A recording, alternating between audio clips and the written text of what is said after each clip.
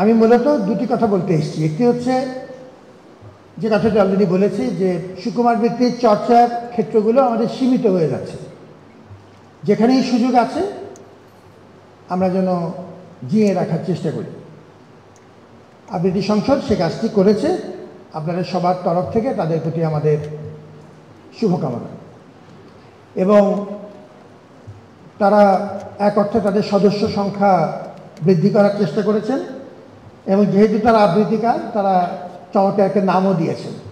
সদস্য সংখ্যা বৃদ্ধি বললে যত it sounds very crude, but when you say আবৃত্তিকার অন্বেষণ ইট সাউন্ডস ভেরি রিফাইন্ড। এর ভেতরে একটু কারুকার্য আছে, তার জন্য ধন্যবাদ। আমি প্রথম দিকের কিছু আবৃত্তি শুনছিলাম,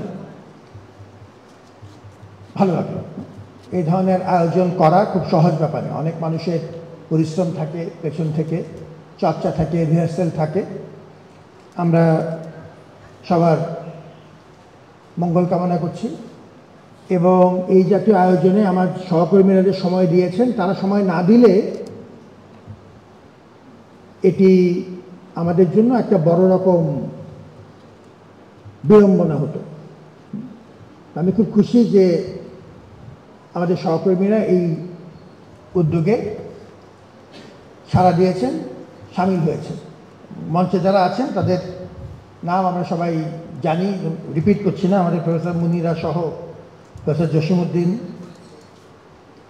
যিনি এখন আমাদের ডাকসুজনিত কারণে নায়ক কিংবা খলনায়ক, আমার প্রতিদিনের সাথী। আমাদের প্রফেসর শহীদুল আছেন, যিনি নিজেই একজন কবি, একজন শিল্পী এবং আবৃত্তি সংসদের প্রতিনিধিত্ব সভাপতি সহ তাদের নেতৃত্ব আছেন। আর আজকে আমাদেরকে স্পন্সর করছেন তাদের প্রতিনিধিও আছেন। এই জাতীয় কাজে এগিয়ে আসা মানুষের সংখ্যা, প্রতিষ্ঠানের সংখ্যা কমে যাচ্ছে। তাদের প্রতিও আমাদের শুভকামনা যে এই উদ্যোগটা রাখবার জন্য।